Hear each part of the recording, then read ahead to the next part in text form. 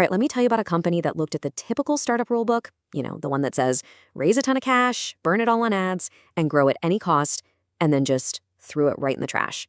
This is the incredible story of a silent unicorn. Seriously, how is that even possible? In a world where startups are lighting millions, sometimes billions of dollars on fire for flashy ad campaigns, how could anyone, and I mean anyone, build an empire by spending absolutely zero on marketing? Well, that's the puzzle we're going to solve today. So, what you're looking at here are two totally different universes. On one side, you have the standard startup bonfire. It's all about venture capital funding, aggressive ad spending, and this relentless growth at all costs mindset. And on the other side, you've got the Zerodha way.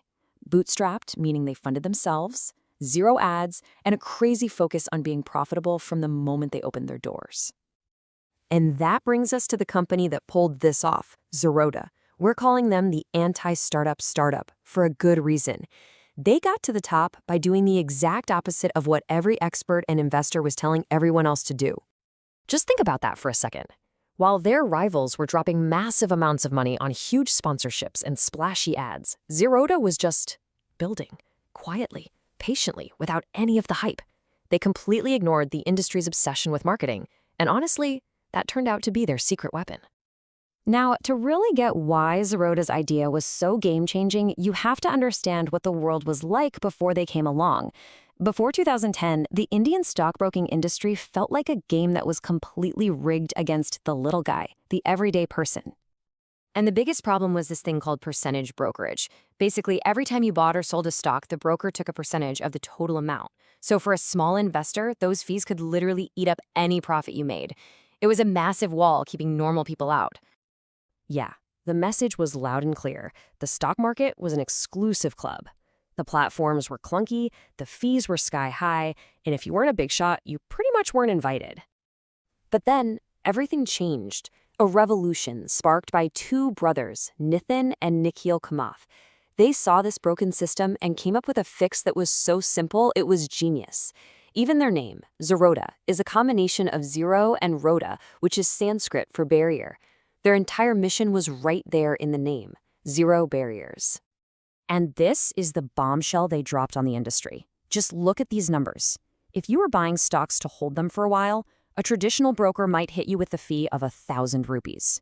Zerodha, a big, fat zero. And for day trading, it didn't matter if you traded 100,000 rupees or 10 million. The fee was always a tiny, flat 20 rupees. This wasn't just a small discount. It blew the whole system wide open. This right here was their killer move. Zero brokerage fees if you were buying and holding stocks. It was so radical, so unbelievable, that at first a lot of people thought it had to be some kind of scam. But it was real, and it completely shattered the industry's old business model. But their real superpower wasn't just the price. It was their philosophy. By saying no to outside investor money, they were free. They didn't have investors breathing down their necks demanding crazy growth. They didn't need to waste money on ads. It meant their one and only focus could be on the customer and building a great product, not on chasing a bigger and bigger valuation. Okay, so this brings us back to the big mystery, right? If they weren't spending a dime on marketing, how in the world do they become the biggest broker in all of India?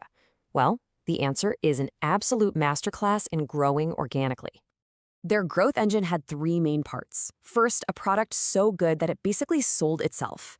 Second, education that built incredible trust with their users. And third, an entire ecosystem of tools that made customers never want to leave. Let's break each one down. So first up, the product. In an industry full of slow, ugly, and complicated software, their trading platform, called Kite, was a breath of fresh air. It was clean, minimalist, and lightning fast. The experience was so much better that their customers became their biggest fans, telling all their friends about it. Word of mouth was literally their entire marketing department. Now here's the really interesting part, their secret weapon. Instead of pouring money into ads, they invested in creating Varsity, a huge and completely free online educational platform. This quote on the screen says it all. They chose to be teachers, not salespeople. In an industry famous for pushing bad products, they positioned themselves as the honest educators. It was brilliant. And that's the stroke of genius right there. They weren't just fighting for a piece of the existing market, they were creating a whole new market for themselves. By teaching millions of people how to invest smartly, they were building a massive community of informed investors who, of course, trusted the very people who gave them that knowledge in the first place. So what can we all learn from this incredible story? Well, Zerodha's success isn't just a lucky break. It's a playbook. It's a powerful blueprint that goes against that whole growth at all costs idea. It really boils down to these 4 things. 1, don't just make something a little bit better. Solve a real problem with something that's 10 times better. 2, if you can, avoid taking outside money. It keeps you focused on your customers, not just your valuation. 3, become the teacher. Give away knowledge, build trust. And 4, if you get those first 3 right, your customers will do all the marketing for you.